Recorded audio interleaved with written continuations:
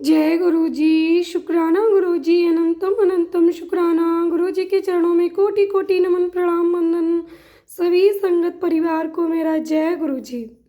संगत जी, आज का शिव महापुराण कथा का अध्याय प्रारंभ होने जा रहा है। आप सभी संगत परिवार शिव महापुराण की कथा को जरूर शेयर कीजिएगा। सभी संगत परिवार के लिए संगत जी, शेयर करने से कथा जब कोई दूसरी संगत सुनती है तो उसके पुण्य के भागीदार आप भी होते हैं।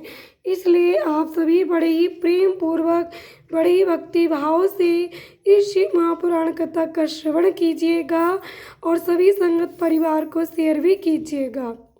संगत जी, गुरु जी कहते हैं कि सत्संग करना और सत्संग सुनाना और सुनने वाले का भी कल्याण होता है, करने वाले का भी कल्याण होता है। तो इसलिए संगत जी, गुरु जी कहते शिव महापुराण कथा हमारे जीवन में अत्यंत अनिवार्य है और हमें शिव महापुराण कथा सुनना भी चाहिए और पढ़ना भी चाहिए और दूसरों को सुनाना भी चाहिए। संगत जी, इन तीनों कर्मों से जो हमारे पूर्व जन्म के प्रारब्ध हैं, कुछ ऐसे जो हमारे कष्ट हैं, हमारे पाप हैं, वो नष्ट हो जाते हैं और हमारे जीवन में खुशियाँ आनी प्रारंभ हो जाती हैं। हमारा जीवन बदलने लगता है चमत्कारी रूप से, हमें नए नए अवसर प्राप्त होते हैं और हमारे जीवन में सुख शांति समृद्धि आने लगती है। इसलिए संगत जी, इस महापुराण कथा को आप बड़े ही प्रेम से, बड़े भक्ति भाव पूर्वक श्रवण किया कीजिए। और संगत जी, देखिए गुरु जी ज्योत में विराजमान हैं, आप सभी दर्शन कीजिए। शिव महापुराण कथा प्रारंभ होती है, गुरु जी ज्योत में दर्शन देते ही देते हैं। संगत जी, देखिए आप सभी गुरु जी किस तरीके से ज्योत में दर्शन दे रहे हैं। संगत जी त्रिशक्ति के रूप में दर्शन दे रहे हैं, जिसमें कि एक दो पंखुड़ियाँ नीचे हैं और एक पंखुड़ी ऊपर की ओर बनी हुई है। और संगत जी, चलिए अब अपनी कथा को शुरू करते हैं गुरु वंदना और गुरु मंत्र के साथ। गुरुर् ब्रह्मा गुरुर् विष्णु गुरुर्देवो महेश्वरा गुरुर् साक्षात् परब्रह्म तस्मै श्री गुरुवे नमः। ओम नमः शिवाय। शिव जी सदा सहाय। ओम नमः शिवाय। गुरु जी सदा सहाय। यज्ञशाला में शिव का भाग न देखकर सती के रोषपूर्ण वचन दक्ष द्वारा शिव की निंदा सुन दक्ष तथा देवताओं को धिक्कार फटकार कर सती अपने प्राण त्याग का निश्चय। ब्रह्मा जी कहते, नारद दक्ष कन्या सती उस स्थान पर गईं जहाँ वह महान प्रकाश से युक्त यज्ञ हो रहा था। वहाँ देवता, असुर और मुनीन्द्र आदि के द्वारा कौतूहलपूर्ण कार्य हो रहे थे। सती ने वहाँ अपने पिता के भवन को नाना प्रकार के आश्चर्यजनक वस्तुओं से संपन्न, उत्तम प्रभा से परिपूर्ण, मनोहर तथा देवताओं और ऋषियों के समुदाय से भरा हुआ देखा। देवी सती भवन के द्वार पर जाकर खड़ी हुई और अपने वाहन नंदी से उतरकर अकेले ही शीघ्रता पूर्वक यज्ञशाला के भीतर चली गईं।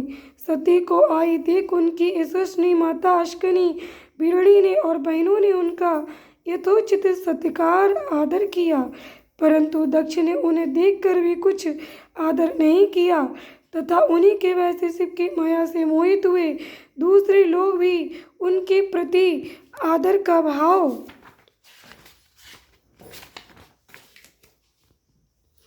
न दिखा सके। उन्हें सब लोगों के द्वारा तिरस्कार प्राप्त होने से सती देवी को बड़ा विस्मय हुआ, तो भी उन्होंने अपने माता पिता के चरणों में मस्तक झुकाया।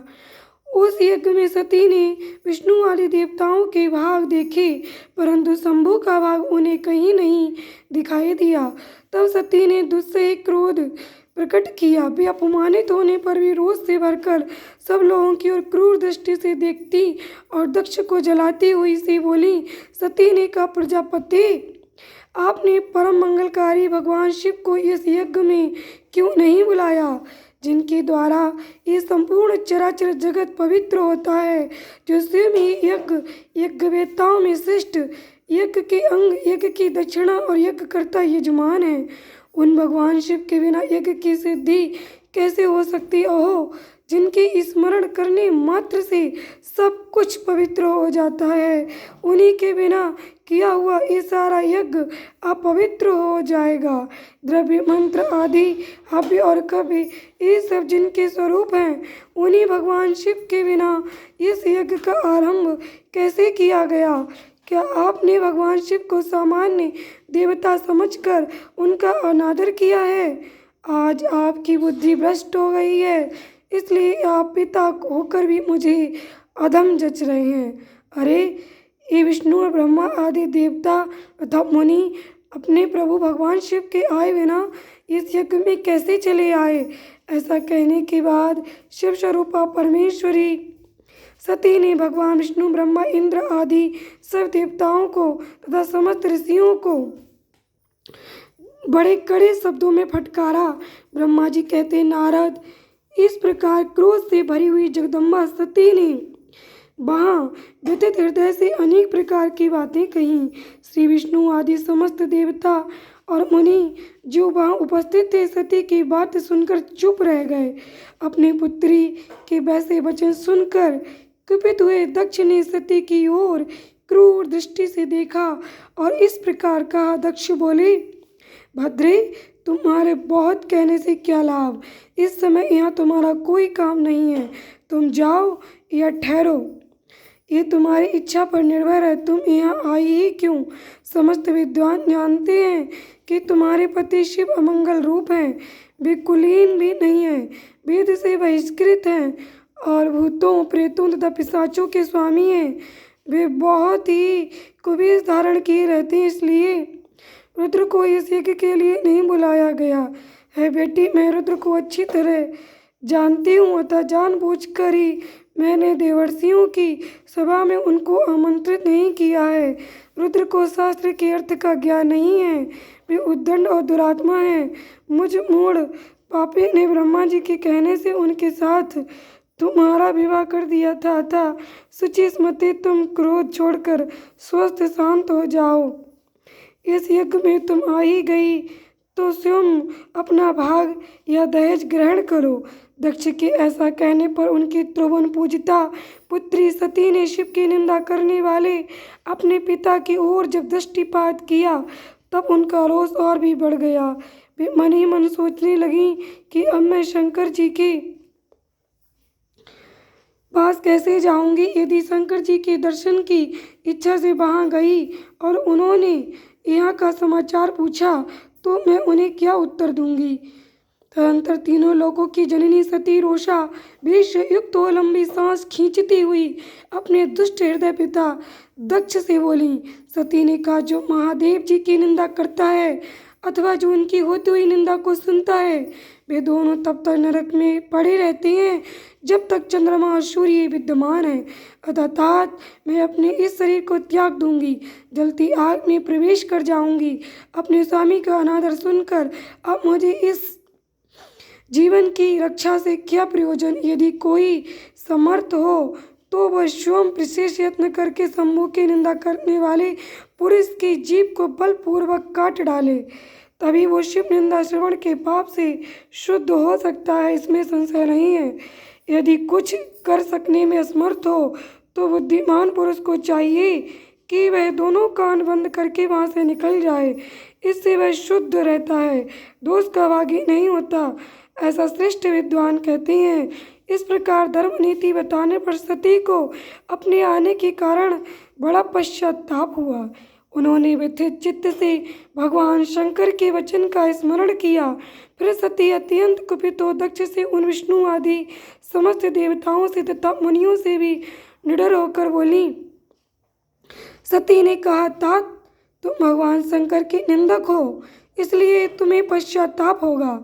यह महान दुख भोग कर अंत में तुम्हें यातना भोगनी पड़ेगी। इस लोक में जिनके लिए ना कोई प्रिय है ना प्रिय, उन निर्वैर परमात्मा शिव के प्रतिकूल तुम्हारे सिवा दूसरा कौन चल सकता है? जो दुष्ट लोग हैं वे सदा ईर्ष्या पूर्वक यदि महापुरुषों की निंदा करें तो उनके लिए एक कोई आश्चर्य की बात नहीं है, परंतु जो महात्माओं के चरणों के रज से अपने अज्ञान अंधकार को दूर कर चुके हैं उन्हें महापुरुषों की निंदा शोभा नहीं देती। जिनका शिव ये 2 अक्षरों का नाम कभी बातचीत के प्रसंग से मनुष्यों की वाणी द्वारा एक बार भी उच्चारित हो जाए तो वो संपूर्ण पाप राशि को शीघ्र ही नष्ट कर देता है। उन्हीं पवित्र कीर्ति वाले निर्बल शिव से तुम द्वेष करते हो। आश्चर्य है, वास्तव में तुम अशिव अमंगल रूप हो। महापुरुषों के मन रूपी मधुकर ब्रह्मानंद में रस का पान करने की इच्छा से जिनके सर्वार्थदायक चरण कमलों का निरंतर सेवन किया करते हैं उन्हीं से तुम मूर्खतावश द्रोह करते हो। जिन्हें तुम नाम से शिव और काम से अशिव बताते हो उन्हें क्या तुम्हारे सिवा दूसरे विद्वान नहीं जानते? ब्रह्मा आदि देवता, सनक आदि मुनि तथा अन्य ज्ञानी क्या उनके स्वरूप को नहीं समझते? उदार बुद्धि भगवान शिव जटा फैलाए कपाल धारण किए शमशान में भूतों के साथ प्रसन्नता पूर्वक रहते तथा भस्म एवं नरमुंडों की माला धारण करते हैं। इस बात को जानकर भी जो मुनि और देवता उनके चरणों से गिरे हुए निर्माल्य को बड़े आदर के साथ अपने मस्तक पर चढ़ाते हैं, इसका क्या कारण? यही कि वे भगवान शिव की साक्षात परमेश्वर हैं। प्रवृत्ति, यज्ञ, यज्ञादि, निर्वृत्ति, समधम आदि 2 प्रकार के कर्म बताए गए हैं। मनीषी पुरुषों को उनका विचार करना चाहिए। वेद में विवेचन पूर्वक उनके रागी और विरागी 2 प्रकार के अलग अलग अधिकारी बताए गए हैं। परस्पर विरोधी होने के कारण उक्त दोनों प्रकार के कर्मों का एक साथ एक ही कर्ता के द्वारा आचरण नहीं किया जा सकता। भगवान शंकर तो परब्रह्म परमात्मा है, उनमें इन दोनों ही प्रकार के कर्मों का प्रवेश नहीं है। उन्हें कोई कर्म प्राप्त नहीं होता, उन्हें किसी भी प्रकार के कर्म करने की आवश्यकता नहीं है। पिताजी हमारा ऐश्वर्य अव्यक्त है, उसका कोई लक्षण व्यक्त नहीं है। सदा आत्मज्ञानी महापुरुष ही उसका सेवन करते हैं। तुम्हारे पास वह ऐश्वर्य नहीं है। यज्ञशालाओं में रहकर वहाँ के अन्न से तृप्त होने वाले कर्मठ लोगों को जो भोग प्राप्त होता है उससे वो ऐश्वर्य बहुत दूर है।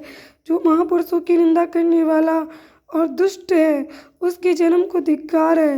विद्वान पुरुष को चाहिए कि उसके संबंध को विशेष रूप से प्रयत्न करके त्याग दे। जिस समय भगवान शिव तुम्हारे साथ मेरा संबंध दिखलाते हुए मुझे दक्षिणायणी कहकर पुकारेंगे तब उस समय मेरा मन सहसा अत्यंत दुखी हो जाएगा। इसलिए तुम्हारे अंग से उत्पन्न हुए सदा शव के तुल्य घृणित इस शरीर को इस समय मैं निश्चय ही त्याग दूंगी और ऐसा करके सुखी हो जाऊंगी। हे देवताओं और मुनियों, तुम सब लोग मेरी बात सुनो। तुम्हारे हृदय में दुष्टता आ गई है। तुम लोगों का एक कर्म सर्वथा अनुचित है। तुम सब लोग मूढ़ हो क्योंकि शिव की निंदा और कलह तुम्हें प्रिय है। अतः भगवान हर से तुम्हें इस कुकर्म का निश्चय ही पूरा पूरा दंड मिलेगा। ब्रह्मा जी कहते, नारद, उस यज्ञ में दक्ष तथा देवताओं से ऐसा कहकर सती देवी चुप हो गई और मन ही मन अपने प्राण वल्लभ शंभु का स्मरण करने लगी। जय गुरु जी। शुक्राना गुरु जी, अनंतम अनंतम शुक्राना। ओम नमः शिवाय। शिव जी सदा सहाय। ओम नमः शिवाय। गुरु जी सदा सहाय। संगत जी, आज का हमारा ये अध्याय यहीं पर संपूर्ण हुआ। अगले अध्याय की तैयारी करते हैं और मेरी गुरु जी से अरदास है कि जो भी संगत परिवार शिव महापुराण कथा को श्रवण करती है, शेयर करती है, उन सभी के परिवार सदा स्वस्थ, सुखी और समृद्ध रहें, दिनों दिन तरक्की की राह पर बढ़ें। जय गुरु जी।